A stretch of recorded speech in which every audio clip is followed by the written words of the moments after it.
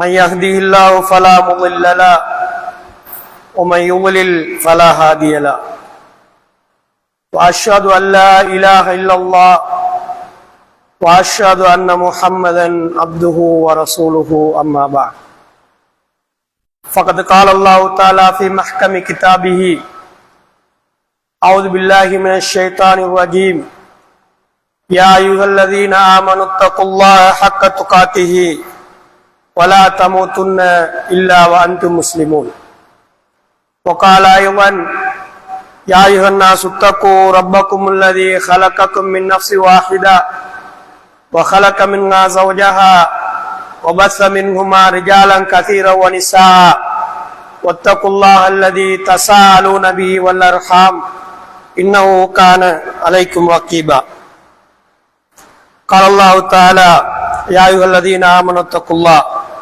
وقولوا قولا سديدا يصلح لكم أعمالكم ويغفر لكم ذنوبكم ومن يطع الله ورسوله فقد فاز فوزا عظيما فإن أصدق الحديث كتاب الله وخير الهدي هدي محمد صلى الله عليه وسلم وشر الأمور محدثاتها وكل محدثة بدعة وكل بدعة ضلالة وكل ضلالة في النار.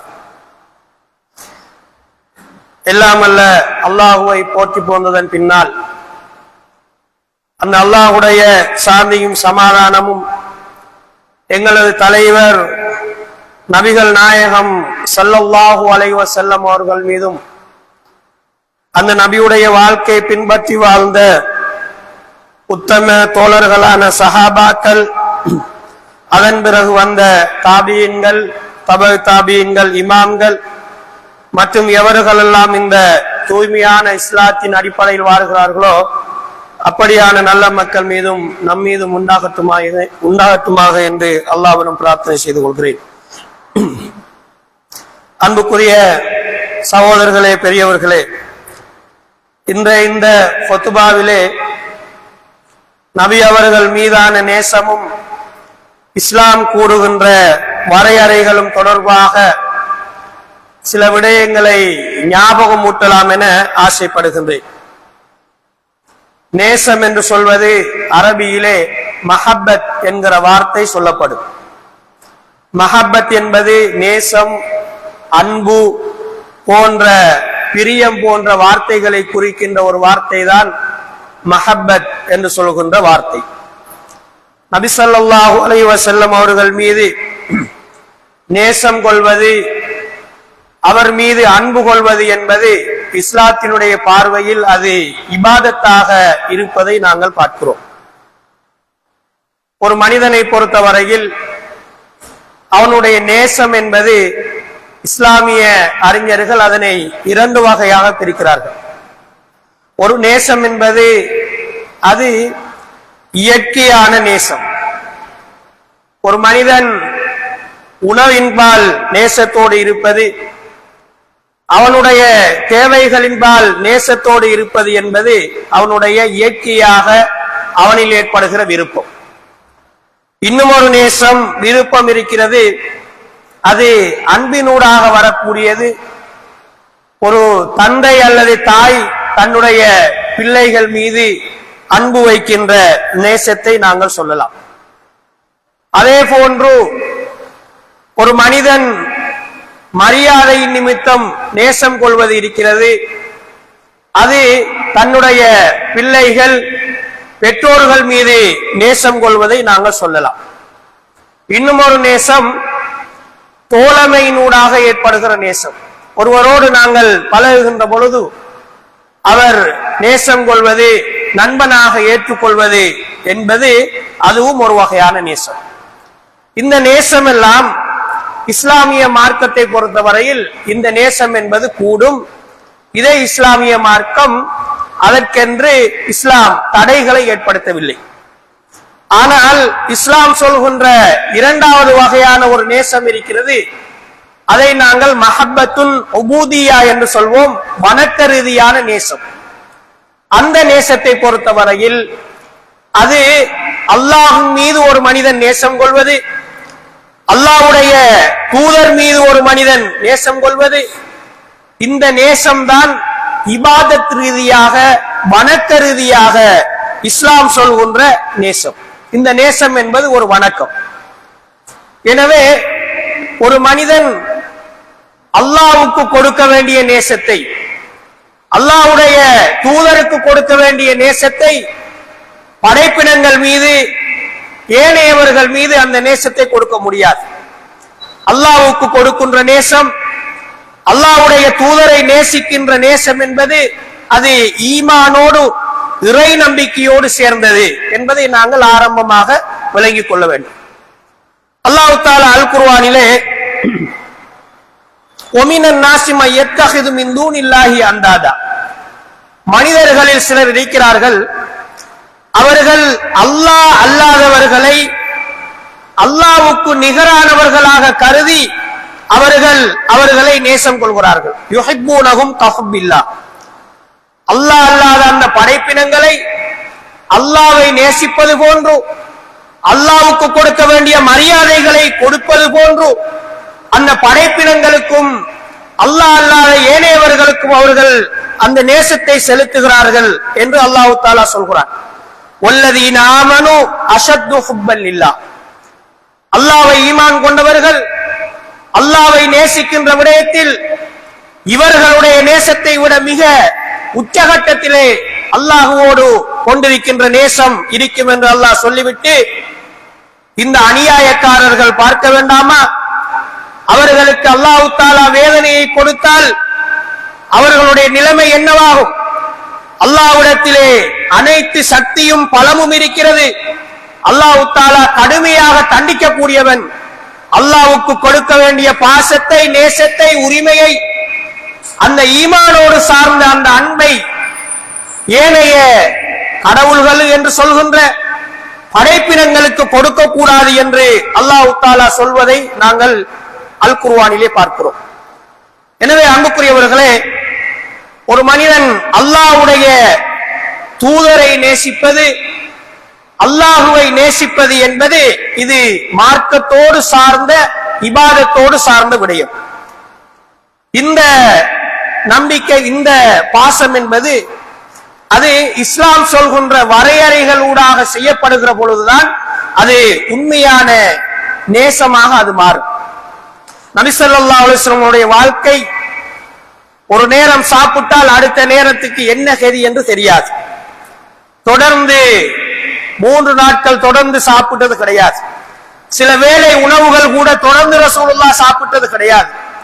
அப்படிப்பட்ட நபியின் மீது காட்ட வேண்டிய நேசம் என்பது சாப்பாட்டின் மூலமாக நடைபெறுவதையும், சினிமா பாடல்கள் மூலமாக அந்த பாட்டுக்களை அந்த மெட்டிலே படித்து நபிகளார் மீது நேசம் காட்டுகிறோம் என்று அன்றைய தினத்தில் சந்தோஷமாக உண்டு கழித்து கொண்டாடி இப்படி நபிகள் மீது நேசத்தை செலுத்துகின்ற ஒரு பொய்யான மோசமான ஒரு வழிமுறையை நாங்கள் பார்க்கிறோம். அந்த சீசனில் என்ன சினிமா பாடல் வருகிறதோ, மக்களிடத்தில் எந்த பாடல் ஒரு மவுசாக அந்த சீசனில் இருக்கிறதோ அந்த பாட்டை கேட்டு அதற்கேற்றா போல ஒரு ராகத்தில் ஒரு பாட்டை இயற்றி மார்க்கத்தை சொல்ல வேண்டிய மௌலைமார் இந்த சினிமா பாடல்களை நபிகளாரை நேசிக்கிறோம் என்கிற பெயரில் அதை கேட்டு படிக்கின்ற நிலைமைகளை நாங்கள் பார்க்கிறோம். அன்புக்குரியவர்களே, அல்லாஹ்வுடைய தூதர் மீது கொள்ள வேண்டிய நேசம் என்பது இந்த காலத்திலே அது மேடையில் அரங்கேற்றப்படுகிறது. அல்லாஹ்வோடு, அல்லாஹ்வுடைய தூதரோடு கொண்டிருக்கின்ற நேசம் என்பது அது உண்மைக்குண்மையாக அது இஸ்லாமிய அடிப்படையில் அமைய வேண்டும் என்று இஸ்லாம் எங்களுக்கு சொல்கிறது. ஒரு மனிதன் இந்த மார்க்கத்தை நேசிப்பதும் அல்லாஹுவை நேசிப்பதும் அது உலகத்தில் உள்ள எல்லாவற்றையும் விட மிக மேலானதாக இருக்க வேண்டும். அல்லாஹ்வை நேசிப்பது, அல்லாஹ்வுடைய தூதரை நேசிப்பது, அல்லாஹ்வுடைய மார்க்கத்தை நேசிப்பது என்பதெல்லாம் இந்த உலகத்தில் எல்லாவற்றையும் விட மேலானதாக ஒரு முஸ்லிமுக்கு இருக்க வேண்டும் என்று அல்லாஹ் தஆலா அல் குர்ஆனிலே எங்களுக்கு சொல்கிறார். குல் இன்கான அபாவுக்கும் வஅபுனாவுக்கும் வஇஹ்வானுக்கும் வஅஸ்வாஜுக்கும் வஅஷீரத்துக்கும், அல்லாஹ் தஆலா சொல்கிறான், உங்களுடைய பெற்றோர்கள், உங்களுடைய பிள்ளைகள், உங்களுடைய சகோதரர்கள், உங்களுடைய மனைவி மக்கள், வஅஷீரத்துக்கும் உங்களுடைய குடும்பத்தவர்கள், வாங்வாலும் நித்தரத்துமுகா நீங்கள் சம்பாதிக்கின்ற செல்வங்கள், ஒத்திஜாரத்துன் தக்ஸவுன கஸாதஹா, நீங்கள் நஷ்டமடைந்து விடும் என்று பயந்து பயந்து கண்ணும் கருத்தோடு செய்கின்ற அந்த வியாபாரம். ஒ மசாக்கினு தர்லௌனஹா, நீங்கள் நேசிக்கின்ற உங்களுக்கு விருப்பத்துக்குரிய நீங்கள் இருக்கின்ற உங்களுடைய வீடுகள், உங்களுடைய இடங்கள், இவைகள் அஹப்ப இலைக்கும் மினல்லாஹி வ ரசூலிஹி வ ஜிஹாதின் ஃபீ ஸபீலி, அல்லாஹ்வை விட, அல்லாஹ்வுடைய தூதரை விட, அல்லாஹ்வுடைய பாதையில் தியாகம் செய்கின்ற அந்த ஜிஹாதை விட உங்களுக்கு மிக விருப்பத்துக்குரியதாக இருந்தால் ஃபதரப்பசு ஹத்தா யஅதி அல்லாஹு பிஅம்ரி, அல்லாஹ்வுடைய தண்டனை வரும் வரை நீங்கள் எதிர்பார்த்துக் கொண்டிருங்கள் என்று அல்லாஹ் சொல்கிறார். எனவே அல்லாஹ்வுடைய நேசம், அல்லாஹ் மீது கொண்டிருக்க வேண்டிய நேசம், இந்த மார்க்கத்தின் மீது கொண்டிருக்க வேண்டிய நேசம் என்பது அது எல்லாவற்றையும் விட மிக உயர்ந்த அளவில் இருக்க வேண்டும் என்று இஸ்லாம் எங்களுக்கு சொல்கிறது. மிக அடிப்படையான ஒரு விடயம். அல்லாஹ் தஆலா இன்னும் ஒரு வசனத்தில் சொல்கிறான், அந்நபியு அவுலா பில் முஃமினீன மின் அன்ஃபுஸிஹிம், இந்த மக்களுக்கு தங்களுடைய உயிரை விட, தங்களை விட அல்லாஹ்வுடைய தூதர் மிக விருப்பத்துக்குரியவராக இருப்பார்.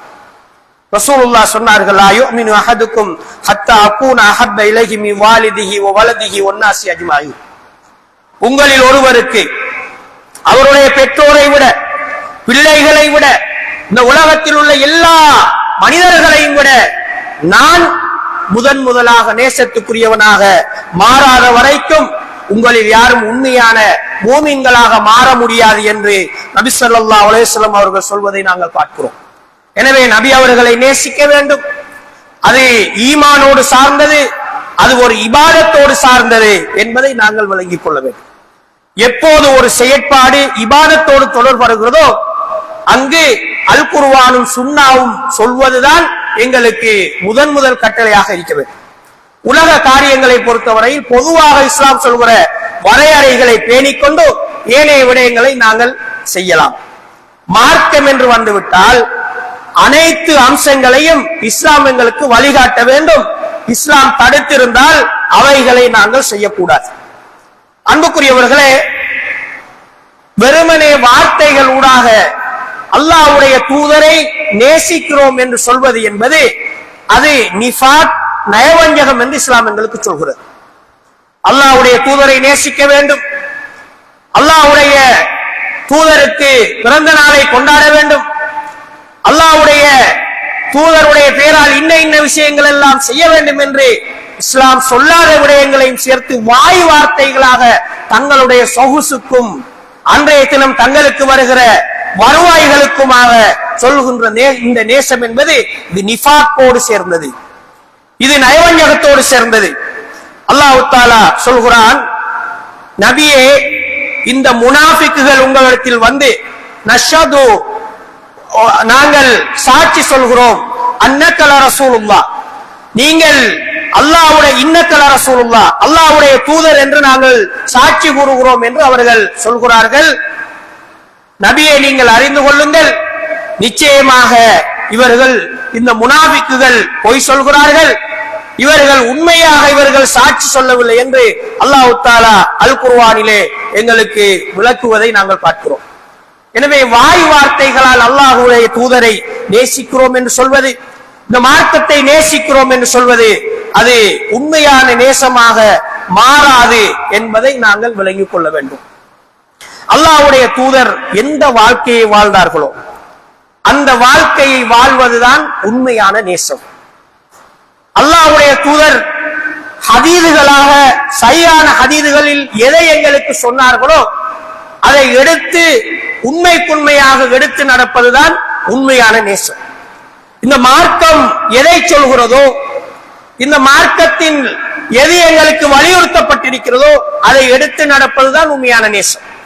இந்த மார்க்கம் எதை தடுத்திருக்கிறதோ, அல்லாஹ்வுடைய தூதர் எதை தடுத்திருக்கிறார்களோ அவைகளிலிருந்து நாங்கள் எங்களை காப்பாற்றிக் கொள்வது, நாங்கள் ஒதுங்கி வாழ்வதுதான் உண்மையான நேசம் என்பதை நாங்கள் விளங்கிக் கொள்ள வேண்டும். வெறுமனே முஹம்மது என்ற பெயரை தன்னுடைய பேருக்கு முன்னால் சூட்டிக் கொள்வது, அல்லது ரசூலுல்லாஹ்வை நேசிக்கிறோம் என்று வெறுமனே வாய் வார்த்தைகளால் சொல்வது என்பது அது உண்மையான நேசமாக மாறாது என்பதை நாங்கள் விளங்கிக் கொள்ள வேண்டும். நபி ஸல்லல்லாஹு அலைஹி வஸல்லம் அவருடைய பண்பாடுகளை, அவருடைய உயரிய நடைமுறைகளை நாங்கள் பின்பற்றுவதனூடாக நபியை நாங்கள் நேசிக்க வேண்டும். இன்னமா புஇஸ்து லிஉத்தம்மிம மகாரிமல் அக்லாக், நற்குணங்களை இந்த மக்களுக்கு போதிப்பதற்காக, நற்குணங்களை நான் பூரணப்படுத்துவதற்காகவே நபியாக நான் அனுப்பப்பட்டுள்ளேன் என்று நபி அவர்கள் சொல்கிறார்கள். எனவே நபி வெளிப்படுத்திய நற்குணங்கள், நடைமுறைகள் எங்களுடைய வாழ்க்கையில் வர வேண்டும். அதுதான் உண்மையான நேசம் என்பதை நாங்கள் விளங்கிக் கொள்ள வேண்டும். உண்மையாக நேசிக்கின்ற ஒரு மூமின், நபி ஸல்லல்லாஹு அலைஹி வஸல்லம் அவர்கள் அல்லாஹ்வுக்கு உண்மைக்குண்மையாக நடந்து கொண்டார்கள் என்பதை தன்னுடைய பேச்சாலும் நடத்தியாலும் அவன் வெளிப்படுத்துவான். நபி ஸல்லல்லாஹு அலைஹி வஸல்லம் அவர்கள் தன் மீது எப்படி நேசம் கொள்ள வேண்டும் என்பதை சொல்லி இருக்கிறார்கள். அல்லாஹ் கொடுத்த வழிகாட்டலுக்கு ஏற்ப இப்படித்தான் நீங்கள் என்னை நேசம் கொள்ள வேண்டும் என்று வழிகாட்டி இருக்கிறார்கள். சில சந்தர்ப்பங்களில் சஹாபாக்கள் அல்லாஹ்வுடைய தூதரிடத்தில் சென்று அல்லாஹ்வும் நீங்களும் நாடியதால் நடந்தது என்று சொல்கின்ற நேரத்தில் நபி அவர்கள் அதை கண்டித்தார்கள். அல்லாஹ்வோடு நீ என்னை சேர்க்காதே, என்னை நீ நேசிப்பதற்கு ஒரு வரையறை இருக்கிறது. ரசூலுல்லாஹ் வழிகாட்டுகிறார்கள். ஒரு விடயம் நாடிவிட்டால், நடந்து விட்டால், அல்லாஹ் நாடியதால் நடந்தது, பின்னர் இந்த முஹம்மது ஸல்லல்லாஹு அலைஹி வஸல்லம் அவர்கள் உதவி செய்ததால் நடந்தது என்று நீ சொல்லு. ரசூலுல்லாஹ் மக்களுக்கு சொன்னார்கள், நீங்கள் யாரும் ஏதாவது ஒரு விடயத்தை ஒருவர் செய்தால் அல்லாஹ்வும் அவரும் நாடியதால் நடந்தது என்று அல்லாஹ்வோடு இணைத்து பேசாதீர்கள். அல்லாஹ் நாடியதால் நடந்தது, அதற்கு பின்னர் இன்னார் எனக்கு உதவி செய்ததால் நடந்தது என்று அல்லாஹ்வுடைய நாட்டத்தை நீங்கள் முற்படுத்துங்கள் என்று சொன்னார்கள். சஹாபாக்கள் அல்லாஹ்வுடைய தூதர் மீது கொண்டிருக்கின்ற நேசத்தை நபி அவர்கள் அதை வெளிப்படுத்தினார்கள். அவர்களுடைய நேசம் அது அல்லாஹ்வுக்கு முரணாக இணை வைத்தலாக மாறுகிற பொழுது அது நேசம் கிடையாது என்பதை நபி அவர்கள் சொல்லிக் கொடுத்தார்கள். எனவே அன்புக்குரியவர்களே, அல்லாஹ்வுடைய தூதர் மீதான நேசத்தை வெளிப்படுத்துவது என்பது அல்லாஹ்வுடைய தூதர் சொன்ன அந்த வழிமுறையினூடாகத்தான் இருக்க வேண்டும். அப்படியான நல்லடியார்களாக அல்லாஹ் தஆலா என்னை உங்களையும் ஆக்கி அருள்வானாக.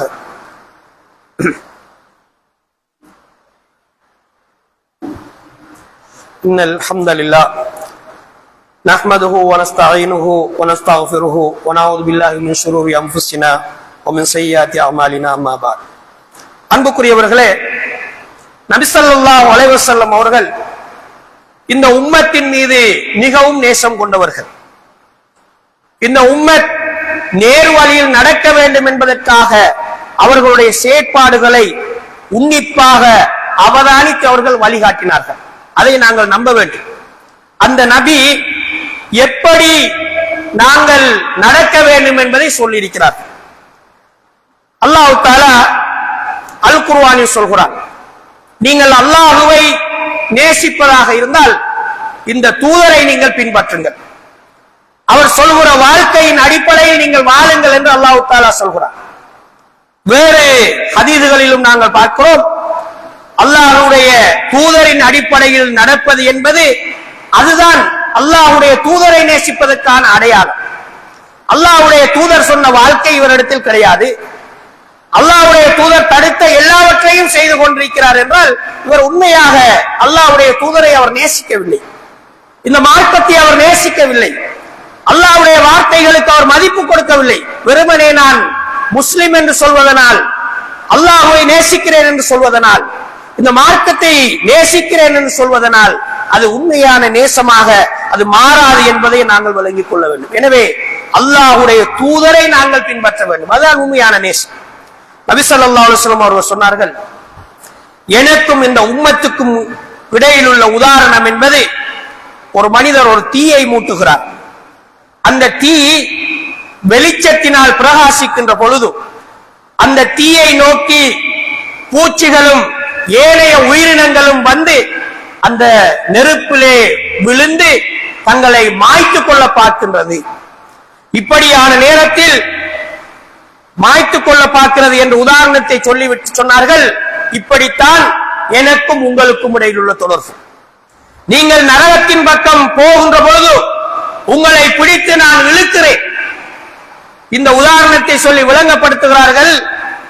இப்படி நரகத்தின் பக்கம் இந்த நெருப்பை நெருப்பை கொளுத்தி அந்த வெளிச்சம் வருகிற பொழுது அந்த பூச்சிகள் வந்து விழுவது போன்று நீங்கள் நரகத்தை நோக்கி செல்கிறீர்கள். அப்போது நான் உங்களுடைய இடுப்பை பிடித்து இழுத்து நான் அது உங்களை காப்பாற்றுகிறேன் என்று ரசூலுல்லாஹ் சொல்லிவிட்டு சொன்னார்கள். ஆனால் வாந்தும் நீங்கள் தஃப்லிதூன மின் யதை, என்னுடைய 2 கைகளிலும் இருந்து நீங்கள் தப்பித்து போய் அந்த நரகத்திலே விழுகிறீர்கள் என்று நபி அவர்கள் உதாரணத்தின் மூலம் எங்களுக்கு வழிகாட்டுகிறார்கள். எனவே ரசூலுல்லாஹ்வுடைய சுன்னாவை பின்பற்றுவதுதான் உண்மையான நேசம். நபி அவர்கள் இந்த உம்மத்தின் மீது நேசம் கொண்டதனால் எல்லா விடயத்தையும் எங்களுக்கு சொல்லி தந்திருக்கிறார்கள் என்பதை நாங்கள் நம்ப வேண்டும். ரசூலுல்லாஹி ஸல்லல்லாஹு அலைஹி வஸல்லம் அவர்கள் எந்த அளவுக்கு நேசம் என்றால், முஸ்லிமிலே வருகின்ற ஹதீஸில் நாங்கள் பார்க்கிறோம், இப்ராஹிம் அலைஹிஸ்ஸலாம் அவர்கள் அவருடைய சமூகத்தை பற்றி அல்லாஹ்விடத்தில் முறையிடுகிற பொழுது, யா அல்லாஹ் ரப்பி இன்னஹுன்ன அவ்லல்ன கஸீரம் மினன் நாஸ், இந்த சிலைகள் எல்லாம் என்னுடைய இந்த உம்மத்தை இந்த சமூகத்தை வழிகெடுத்து விட்டன. ஃபமன் தபியனி ஃபஇன்னஹு மின்னி, என்னை பின்பற்றியவர் அவர் என்னை சார்ந்தவர். அதே நேரத்தில் ஒமன் அசானி, என்னை புறக்கணித்து சில சென்றிருக்கிறார்கள்.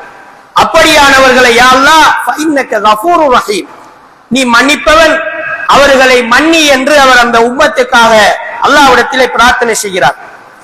ஈசா அலைஹிஸ்ஸலாம் அவர்களும் அவருடைய உம்மத்துக்காக பிரார்த்தனை செய்கிறார்கள். இன் துஅதிபுஹும் ஃபஇன்னஹும் இபாதுக், நீ இவர்களை தண்டித்தால் நீ இவர்கள் உன்னுடைய அடியார்கள், தண்டிக்கப்பட வேண்டியவர்களாக இருந்தால் நீ அவர்களை தண்டிப்பாய். ஆனால் யா அல்லாஹ் வ இன் தக்ஃபிர் லஹும், நீ அவர்களை மன்னித்தால் ஃபஇன்னக அன்தல் அஸீஸுல் ஹக்கீம், நீ கண்ணியமானவன் ஞானமிக்கவன் என்று யா அல்லாஹ் இவர்களை நீ மன்னி என்று சொல்வதை நாங்கள் பார்க்கிறோம். இந்த வசனத்தை ஓதிவிட்டு நபி ஸல்லல்லாஹு அலைஹி வஸல்லம் அவர்கள் அழுகிறார்கள். 2 கைகளை உயர்த்தி அல்லாஹும்ம உம்மத்தி உம்மத்தி, யா அல்லாஹ் என்னுடைய உம்மத் என்னுடைய உம்மத் என்று அழுகிற பொழுது அல்லாஹ் தஆலா ஜிப்ரீல் அலைஹிஸ்ஸலாம் அவரிடத்தில் சொல்கிறான், இத்ஹப் இலா முஹம்மத், முஹம்மது ஸல்லல்லாஹு அலைஹி வஸல்லம் அவரிடத்தில் நீ சென்று நீ என்ன விடயம் என்று கேளு, மா யுபுகீக, ஏன் நீங்கள் அழுகிறீர்கள் என்று கேளு. அந்த நேரத்திலே நபி ஸல்லல்லாஹு அலைஹி வஸல்லம் அவர்கள் தன்னுடைய உம்மத்தை பற்றி அல்லாஹ்விடத்தில் அவர்கள் முறையிடுகிறார்கள். அல்லாஹ் தஆலா சொல்கிறான், முஹம்மதே உங்களுக்காக உங்களுடைய உம்மத்தை நாங்கள் பொருந்திக் கொள்கிறோம், அவர்களுக்கு நாங்கள் அநியாயம் செய்ய மாட்டோம் என்று அல்லாஹ் தஆலா சொல்வதை ரசூலுல்லாஹி ஸல்லல்லாஹு அலைஹி வஸல்லம் அவர்கள் எங்களுக்கு சொல்கிறார்கள். முஸ்லிம் என்ற ஹதீஸ் கிரந்தத்தில் நாங்கள் பார்க்கிறோம். எனவே நபி ஸல்லல்லாஹு அலைஹி வஸல்லம் அவர்கள் இந்த உம்மத்தின் மீது அன்பு கொண்டவர்களாக இருந்தார்கள். இந்த உம்மத் அவருடைய பெயரால் அவரின் மீது நேசம் கொள்கிறோம் என்கிற பெயரால் வழிகட்டிவிடக் கூடாது என்பதிலும் நபி ஸல்லல்லாஹு அலைஹி வஸல்லம் அவர்கள் மிக உன்னிப்பாக இருந்திருப்பதை நாங்கள் பார்க்கிறோம். அன்புக்குரியவர்களே, நபி ஸல்லல்லாஹு அலைஹி வஸல்லம் அவர்கள் அவர்களை நேசம் கொள்வது என்பதற்கு இஸ்லாம் இப்படியான நிறைய வழிமுறைகளை எங்களுக்கு சொல்கிறது. நபிகளாருடைய பெயரை சொன்னால் நீங்கள் ஸலவாத் சொல்ல வேண்டும் என்று இஸ்லாம் எங்களுக்கு வழிகாட்டுகிறது. அதில் சிறந்த ஸலவாத் அத்தஹியாத்தினுடைய இறுதி பகுதியில் வருகின்ற அந்த ஸலவாத். அந்த ஸலவாத்தை நாங்கள் ஓத வேண்டும். இல்லை என்றால் சுருக்கமாக அல்லாஹும்ம ஸல்லி அலா முஹம்மத் என்றும் நாங்கள் சொல்லலாம். ஆனால் பூரணமான ஸலவாத் என்பது இந்த அத்தஹியாத்துக்கு பின்னால் வருகிற இந்த ஸலவாத்தை ஓதுவது. எனவே நபி ஸல்லல்லாஹு அலைஹி வஸல்லம் அவர்களை நேசிக்கின்றவர் அவருடைய பெயரை சொல்கிற பொழுது இந்த ஸலவாத்தை அவர் ஓத வேண்டும் என்று இஸ்லாம் எங்களுக்கு வழிகாட்டுகிறது. எந்த இடத்திலும் நபி அவர்கள் அவருடைய பிறந்த நாளை கொண்டாடி என்னுடைய நேசத்தை நீங்கள் தெரிவியுங்கள் என்று அவர் வாழ்ந்த கால பகுதியில் எந்த இடத்திலும் நபி அவர்கள் சொல்லவில்லை. மதீனாவிலே அவருடைய ஆட்சி தான் அங்கு இருக்கிறது. யாரும் வேறு விடயங்களை கலைக்க முடியாது. அவர் அன்றைக்கு ஒரு அரசாங்கத்தை நடத்துகிறார். 13 வருட காலம் அவருடைய முழு கொண்டோரிலும் அந்த மதீனா இருக்கிறது. அன்புக்குரியவர்களே, தான் வாழ்ந்த கால பகுதியிலே எங்கே 13 வருடங்கள் ரசூலுல்லாஹ்வுடைய பிறந்த நாள் வந்திருக்கின்றது. ரசூலுல்லாஹி ஸல்லல்லாஹு அலைஹி வஸல்லம் அவர்கள் எங்கேயாவது ஒரு இடத்தில் இன்றைக்கு என்னுடைய பிறந்த நாள், நீங்கள் எல்லோரும் இதை கொண்டாடுங்கள் என்று ரசூலுல்லாஹ் சொன்னார்களா? இல்லை. ரசூலுல்லாஹி ஸல்லல்லாஹு அலைஹி வஸல்லம் அவர்கள் ஒரு முறை சஹாபாக்கள் விளையாட்டு நிகழ்ச்சிகளை சந்தோஷமான ஒரு கொண்டாட்டமாக அதை செய்து கொண்டிருக்கிறார்கள். விளையாட்டு நிகழ்ச்சிகள் நடக்கிறது. இது என்ன என்று கேட்கிறார்கள். அல்லாஹ்வுடைய தூதரே, ஜாகிலிய காலத்திலே இந்த தினத்திலே நாங்கள் விசேடமாக இப்படி விளையாட்டுகளை செய்து சந்தோஷமாக நாங்கள் கொண்டாடுவோம். ரசூலுல்லாஹி ஸல்லல்லாஹு அலைஹி வஸல்லம் அவர்கள் சொன்னார்கள், இதைவிட அல்லாஹ் தஆலா உங்களுக்கு சந்தோஷமான 2 பெருநாள் தினங்களை தந்திருக்கிறான், அதை நீங்கள் கொண்டாடுங்கள் என்று சொன்னார்கள். ஈதுல் ஃபித்ர், ஈதுல் அல்ஹா என்று நபி அவர்கள் வழிகாட்டினார்கள். ரசூலுல்லாஹி ஸல்லல்லாஹு அலைஹி வஸல்லம் அவர்கள் கொண்ட மார்க்கம் என்பது தனித்துவமானது. எங்களுக்கு யாரிடம் இருந்தும் பிச்சை வாங்கி எங்களுடைய மார்க்கத்தை நடத்த வேண்டிய தேவை எங்களுக்கு கிடையாது. எங்களுடைய மார்க்கத்தில் சொல்லித்தரப்படவில்லை, ஹதீஸிலும் இல்லை, குர்ஆனிலும் இல்லை, ரசூலுல்லாஹ் எந்த இடத்திலும். ரசூலுல்லாஹ் தான் சொல்லல.